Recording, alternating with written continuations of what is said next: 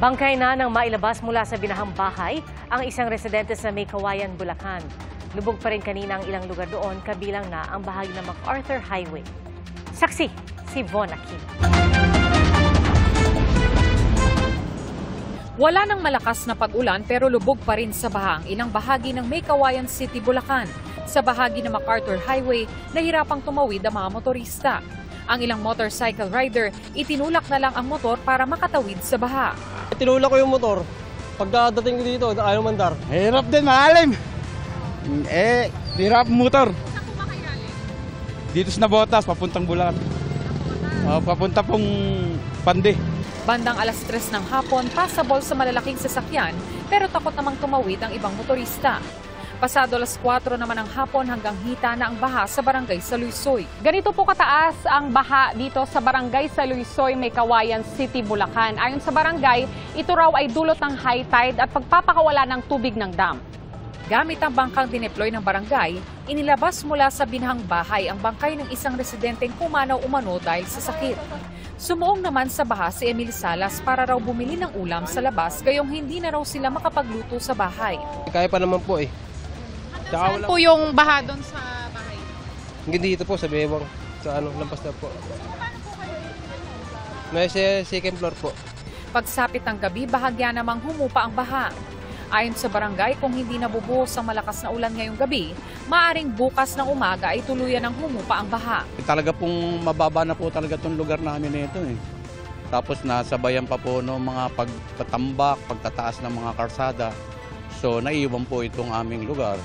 Kaya naging naging catch basin itong aming barangay. Bahagya rin humupa ang baha sa MacArthur Highway pasado alas 7 ng gabi. Para sa GMA Integrated News, Von Aquino ang inyong saksi. C-130 na ginamit para makapaghatid ng relief goods sa Albay matapos ang pananalasa ng bagyong Christine.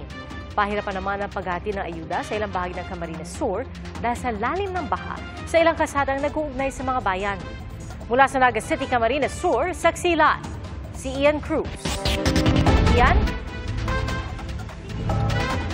Pia, hanggang ngayong gabi nga ay maganda ang panahon dito sa Naga City. Yun namang mga stranded na sasakyan na misulang nakahambalang na sa mga pangunahing lansangan dito na siyang nagpapahirap nga sa pagdating ng mga rescue team at pagpasok ng mga ayuda. Sisikapin daw gawa ng paraan habang patuloy nga ang pagganda ng panahon dito. Mula sa San Fernando, sumama kami sa rescue truck ng MMDA Public Safety Division patungong Milaor, Camarines Sur. Misulang dagat ang mga kalsada at pagdating sa tulay sa ibabaw ng umapaw na Bicol River, pahirapan ang pagdaan dahil sa mga nakaparadang sasakyan. Pagbaba ng tulay, mas malalim pa ang tubig. Marami ang naglalakad sa direksyon ng Naga. Ang iba, todo kapit sa lubid para di matangay ng agos. Ang ilan, isinakay na sa MMDA Rescue Vehicle at sa bangka ng Red Cross. Kasama naman sa naghahatid ng pagkain sa mga nasalanta ang PNP SAF. Pagdating sa isa pang tulay, muling nahinto ang aming biyahe. Malapit na tayo sa sentro ng Milaor at sakay nga tayo nitong rescue boat ng MMDA. Nakikita natin nga problema dito, maraming stranded na mga sasakyan dito sa area na ito. Kaya itong mga sasakyan ng MMDA at ng iba pang NGO at mga ahensya ng pamahalaan hindi na makatuloy. So isa ito sa malaking problema na nagiging balakid sa mabilis na pag-travel papuntang Naga at ibang parte ng Bicol. Mula sa rescue truck, lumipat kami sa rubber boat, lagpas tao ang baha sa mga looban ng Milaor. Marami pong tao sa second floor. Kumusta po kayo dyan? Alam po, ulam lang, relief, saka tubig. Yun, pagkain at tubig ang hinihiling nila. Marami pang nasa mga second floor nila, nagtsatsaga at umaasa sila na darating ang tulong para sa kanila. Maraming sasakyan na lubog sa tubig at nakaharang sa ilang kalsada, kaya hindi madaanan tulad sa Maharlika Highway. Mahirap po makapasok yung ating mga sasakyan papunta rito. Kahit yung mga tulong po, mga relief goods, hindi po makapasok. Pagdating ng Naga, marami ring lumulusong sa baha. Ang iba, sumakay na sa mga bangka na ginagamit sa fluvial parade tuwing pista ng Peña Francia. Ayon sa Naga City RRMO, baha pa rin sa 7 barangay. Nasa 4,000 residente na ang nasa evacuation center. Pagtutulungan naman daw ng Philippine Army at DPWH ang clearing sa mga daan panaga para makapasok ang mga rescue team at mga ayuda. Sa lungsod ng Iriga, Pansamantalang isinara ang Waras Bridge na nagdurugtong sa Iriga at bayan ng Baaw. Nasira kasi ang tulay matapos gumuho ang lupa dahil sa bagyong Christine. Sa Libo naman sa Albay, kaliwat kanan din ang pinsalang iniwan ng bagyong Christine, tulad ng isang dating garaheng gumuho dahil sa ragasa ng baha. Kasamang tinangay ng tubig ang traktora, ilang sasakyan at mga alagang hayop na may-ari. May ilang palayan ding natabunan ng buhangin at lupa matapos bumigay ang isang dike. Ayon sa Libon LGU, 2 ang naitalang patay habang isa ang nawawala roon kasunod ng isang landslide sa barangay Burabod. Isinailalim na sa state of calamity ang bayan ng Libon. Pinaka-worst flooding in history sa amin na bayan ng Libon. So grabe po. Marami pong lubog at nawala ng bahay. So mga used clothing po ang kailangan po namin. Dahil hindi pa rin sapat ang tulong sa ilang apektadong lugar, may ilan ang nakagagawa ng di maganda para lang makakain. Noong isang gabi sa Naga City, may nag-attempt po na magsagawa ng looting doon sa isang convenience store. Dahil ang hinahabol po, ma'am, yung pagkain ang naging dahilan po noon, ma'am, yung survival po. So yun po, ma'am, ang inaantabayanan at binabantayan ngayon ng ating law enforcement. Kanina tanghali, isinakay naman sa C-130 aircraft ng Philippine Air Force ang relief goods ng DSWD at para dalhin sa Albay. Kasama dyan ang ilang rubber boat ng Philippine Army na gagamitin sa rescue operation sa lalawigan. Philippine Air Force already was able to go into Naga and to Legazpi, and we will continue the air bridge to take advantage of any gaps in the weather now. Pia, ayon sa DSWD ay nag-request na nga ng panibagong supplies ang mga LGU dito sa Kamsur para may maipamahagi silang muli sa mga apektadong residente at live. Mula rito sa Naga City para sa GMA Integrated News, ako si Ian Cruz, ang inyong saksi. Kumonti po ang dating ng gulay sa trading post sa La Trinidad, Benguet kasunod ng pananalasa ng bagyong Christine. Sa Baguio City na minsala ang landslide sa ilang lugar. At mula sa Baguio City, saksilat si Sandra Ginaldo. Sandra? Yes, Pia, alam mo dito sa Baguio City ngayon, maganda na yung panahon, no? Tumigil na yung ulan at umaasa po ang local government na mas gaganda pa yung panahon bukas. Pero kanina po ay naging abala ang LGU doon sa paglilinis ng mga natumbang puno at gumuhong lupa. Matapos ang matinding pagulan sa Baguio City, kalbaryo naman ng ilang residente ang landslide. Huli sa akto ang pagtakbo ng 2 lalaki para maisalba ang nakaparada nilang motorsiklo. Ang isa sa kanila, nailigtas nga ang motor pero naabot pa rin ng lupa kaya napitawan niya ito. Nagdalawang isip ako kung gagawin ko ba ito o hindi.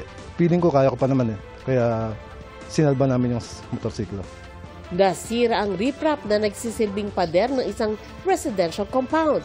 3 taon pa lang daw mula nang ito ipagawa. Lalo namang gumuho ang landslide na ito na naganap bago tumama ang bagyo, kaya pansamantalang isinara ang kalsada dahil makitid na lang ang daanan. Kaliwat kanan naman ang nirespondihan ng mga kawani ng LGU na mga natumbang puno sa iba't ibang lugar. Ang isa rito, natumba sa sasakyan. Humarang naman sa daan sa Barangay Ferdinand ang isang malaking puno kaya nagtulungan ng ilang kawani ng gobyerno para mabuksan agad ang kalsada. Dahil sa bagyo, kumonti ang mga dumarating na gulay sa trading post sa La Trinidad, Benguet. Tanim po namin na yung kamatis nasira. Nag-uumpisa pa lang na tumayo yung kamatis. Ngayon, nung lumating yung malakas na ulan, natumba sila lahat. Problema rin ang pagkaunti ng mga bumibili nito mula sa iba't ibang panig ng bansa. Ang problema kasi yung mga daanan ng mga sasakyan na magdadala ng gulay, may maraming banda na may nasira ang daan, na baha ang daan, may slides, ganon. Nasira naman ang bubong ng ilang establishmento sa lungsod ng Alamino sa Pangasinan. Nagkalat ang mga tinangay na yero. Binaha ang mga kalsada dahil sa magdamag na pag-ulan sa lugar. Malakas na hangin at ulan ang sumalubong kahapon sa Dagupan City, Pangasinan. At hanggang ngayon, may malakas na hampas pa rin ang alon sa baybayin. Dahil dito, kumalat ang makakapal na buhangin at mga basura. Nananatiling lubog sa baha ang ilang bahay sa Ilagan City sa Isabela.